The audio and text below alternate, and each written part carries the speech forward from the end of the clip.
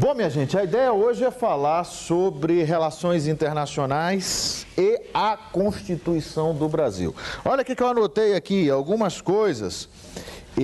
Relações internacionais, relações exteriores e direito, aí na página 91.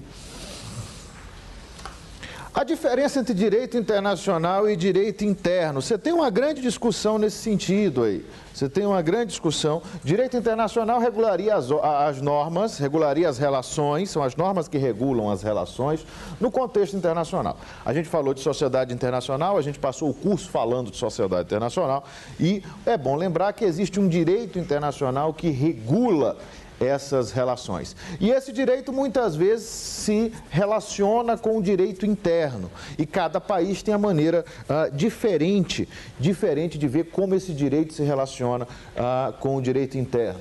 Em alguns casos, alguns autores entendem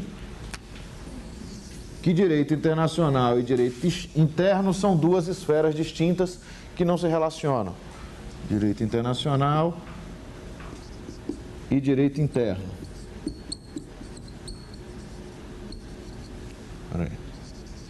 Direito internacional e direito interno seriam duas esferas distintas que não se relacionam. Outros entendem que isso aqui é uma coisa só.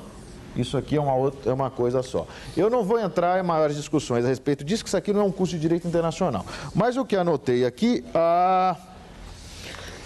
o que é importante saber primeiro é que o direito internacional envolve um conjunto de normas que regulam as ações dos atores internacionais. A gente já sabe o conceito de ator, a gente já viu isso tudo, então é bom lembrar que o direito internacional ele busca regular as relações entre os atores. Quem é que produz o direito internacional? E é bom ter isso em mente, os próprios estados, os próprios atores. Isso quer dizer que o direito internacional, a gente costuma dizer que o direito internacional ele é primitivo, ele brota diretamente da vontade dos Estados. E aí, nesse sentido, o direito internacional ele tem uma amplitude maior e ele tem um grau de, a gente diria, de cogência, um grau de coercitividade menor, porque ninguém faz corda para se enforcar. Aqui, o Estado faz o direito, né? O legislador faz o direito. No plano internacional, os próprios sujeitos daquele direito é que estabelecem as regras. Professor, então não é nem grau de coercitividade, então é inexistência de norma mesmo. Não, existe grau de... Se existe a norma, eles não são obrigados a cumprir. Se existe norma, há grau de coercitividade. Só que o cumprimento dessa norma é que é diferenciado. Por quê? Você tem várias teorias para explicar isso. Tem uma teoria, por exemplo, que é a dos voluntaristas, que diz que o direito surge da vontade do Estado. O direito só surge porque o Estado tem vontade.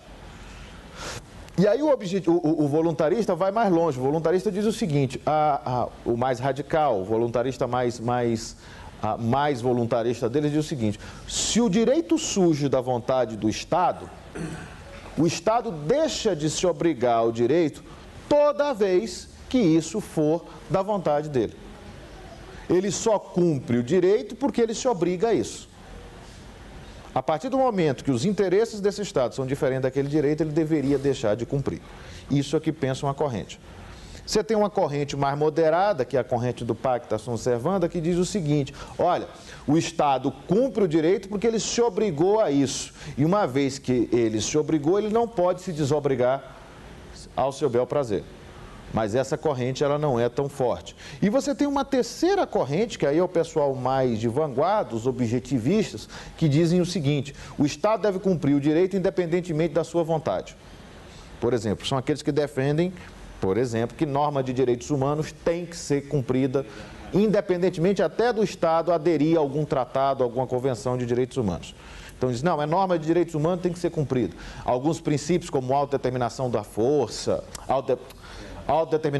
alguns princípios como autodeterminação dos povos, proibição ou condenação do uso da força, não ingerência em assuntos internos, tudo isso o Estado deveria se submeter a eles, independentemente da vontade do Estado. Mas veja, são três perspectivas diferentes de explicação.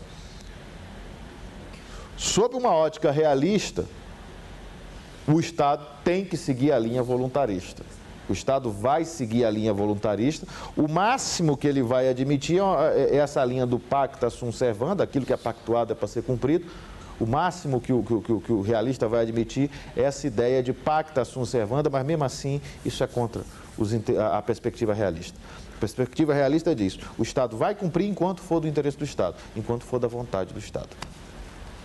Bom, e eu anotei aqui, olha, relações internacionais, ideia de soberania, tá?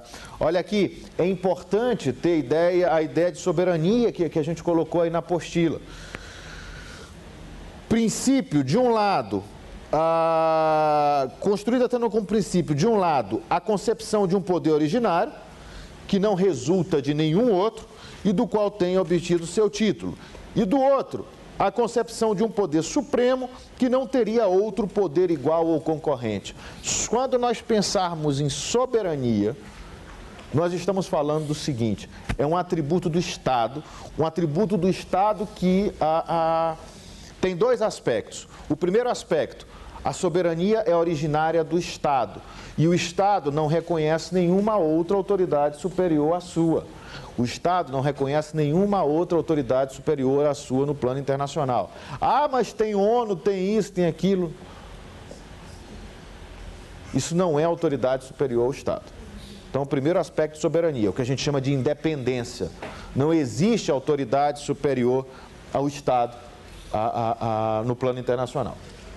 O segundo aspecto da soberania é o que a gente chama de autoridade, ou a ideia de que, dentro da sua jurisdição, o Estado não conhece poder supremo a ele. Um é no plano externo, que ele é independente, não há nada superior ao Estado, e outro é no plano interno, segundo o qual o Estado não admite nenhuma contestação à sua autoridade dentro daquele território.